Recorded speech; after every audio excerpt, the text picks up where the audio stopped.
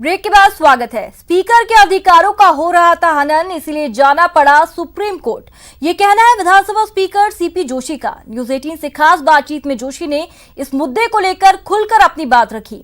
Speaker Joshi से खास बात की हमारे संवाददाता दिनेश शर्मा ने।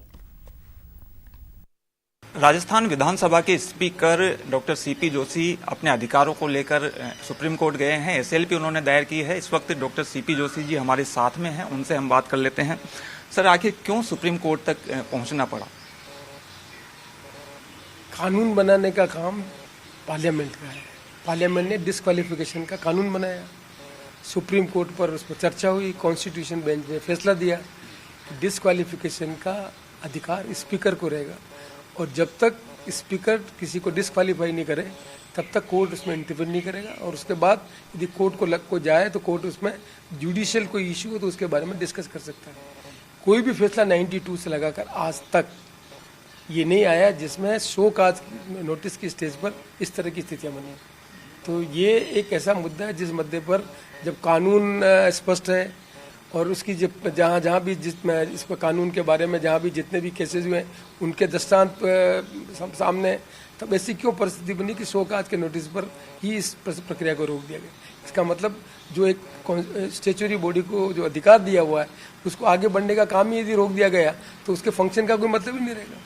तो आपको लगता है कि मतलब इस तरह की अगर जुडिशरी अगर दखल देती रही तो आगे जो है टकराव बढ़ सकता है दोनों संवैधानिक संस्थाओं में, अगर इस तरीके से दखल होते हैं बार बार? यही मेरा एप्रीहेंशन है कि जब कानून ये कहता है, हिंदुस्तान में जितने कानून के फैसले आए हैं अलग अलग स्टेट के, उसमें ये डिस्क्वालिफिकेशन का अधिकार जब स्पीकर को है तो इस प्रक्रिया को पूरी होने से पहले कोर्ट में इस तरह की स्थितियां बन रही है, ये दुर्भाग्यपूर्ण है। क्यों बन रही है मैं इस पर कमेंट नहीं करना चाहता, लेकिन ये स्थितियां बन रही है दुर्भाग्यपूर्ण है। और यदि ये स्थितियां बनती है और स्पीकर अपने जो उसको कानून अधिकार मिला उसका उपयोग करेगा तो कहीं न कहीं आगे जाकर ऐसा लगता है कि जो दो अलग अलग इंस्टीट्यूशन है कॉन्स्टिट्यूशन उनके अंदर टकराव नहीं हो, इस एप्रीहेंशन को सोचते हम एसएलपी में। एक दलील सर ये दी जा रही थी कि क्योंकि विधानसभा का सत्र उस समय नहीं चल रहा था जब आपने नोटिस दिया, तो ये कहा जा रहा था कि जब विधानसभा अस्तित्व में नहीं है तो नोटिस भी नहीं दिया जा सकता। इसमें कितनी कोई है इसमें? मैं अभी शो काज की स्टेज के नोटिस में हूँ, मैं खुद जज हूँ, इन बारे में कोई कमेंट नहीं करता। सुप्रीम कोर्ट में आप गए हैं सर, एसएलपी आपने दायर की है, जल्द सुनवाई का भी आपने आग्रह किया है कोर्ट से। तो निश्चित तौर पर जो कोविड लगा हुआ है उसमें उनकी कानून कौन सी चीज़ को लेना नहीं लेना ये कोर्ट के ऊपर है। तो मेरा जो वकील है मुझे जानकारी देगा तब मुझे पता लगेगा। ये बात सही है कि हम एसएलपी में गए। सर, नेता प्रतिपक्ष ने भी आज माना है ये कि जो कोर्ट ने जो डायरेक्शन शब्द इस्तेमाल किया है वो हनन है अधिकारों का, स्पीकर के अधिकारों का।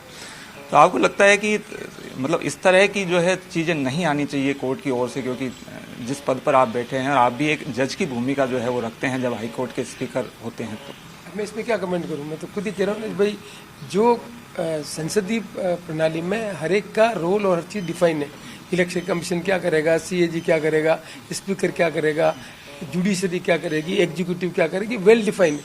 उस डोमेन में हर एक को अपना काम करने का अधिकार है और अधिकार में किसी का ओवरलैपिंग नहीं होना चाहिए। एक सर, ये विपक्ष द्वारा लगातार ये सवाल उठाए जा रहे हैं कि उनकी तरफ से भी एक बीएसपी का जो विलय कांग्रेस में हुआ था उसको लेकर याचिका दायर की गई थी, लेकिन उस पर कोई कार्रवाई नहीं हुई। इसमें ज्यादा है तो तत्परता दिखाई गई इस मामले में। ऑफिस में जाके पता लगाया फिर मुझे पूछे।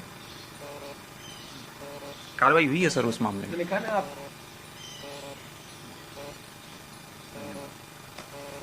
तो ये है हमारे साथ में डॉक्टर सीपी जोशी, जिन्होंने स्पष्ट किया कि उनके अधिकारों का हनन हो रहा था और यही वजह है कि उन्होंने सुप्रीम कोर्ट का दरवाजा खटखटाया। कैमरामैन अमनदीप के साथ दिनेश शर्मा, न्यूज 18, जयपुर।